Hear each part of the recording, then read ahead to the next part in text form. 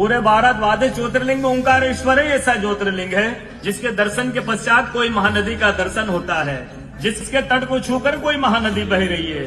आप काशी जाएंगे गंगा जी दूर है, आप उज्जैन जाएंगे क्षिप्रा जी दूर है, आप सोमनाथ जाएंगे समुद्र है, लेकिन ओंकारेश्वर ही ऐसा ज्योतिर्लिंग है जिसके दर्शन के पश्चात कोई महानदी का दर्शन होता है।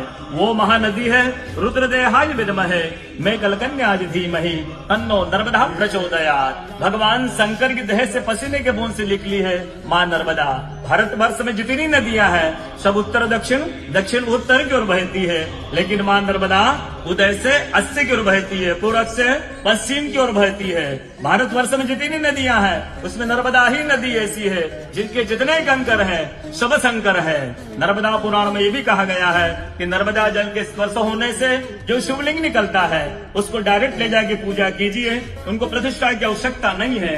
नर्मदा जल स्पर्श होने से वो स्वयं प्रतिष्ठित हो जाते हैं। अयोध्या में राम लला जी की जब स्थापना की गई थी तो नर्मदा का 2.5 फीट का नर्मदा का शिवलिंग राम जी के साथ अयोध्या में स्थापित किया गया था और कहा गया है कि रेवा तटे तपम कुर्यात् मोक्षदायिनी गंगा। कलयुग में आपको तप करना है, नर्मदा किनारे जाइए, और मोक्ष करना है तो गंगा किनारे जाइए।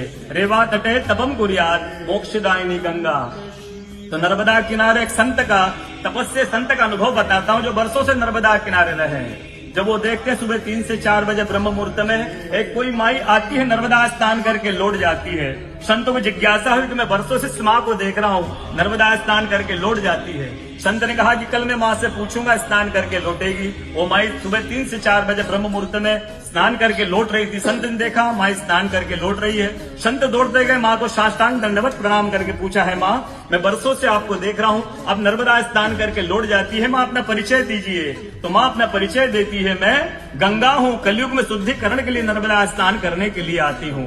बोलो गंगा मैया की जय, नर्मदा मैया की जय, ओंकारेश्वर भगवान की जय।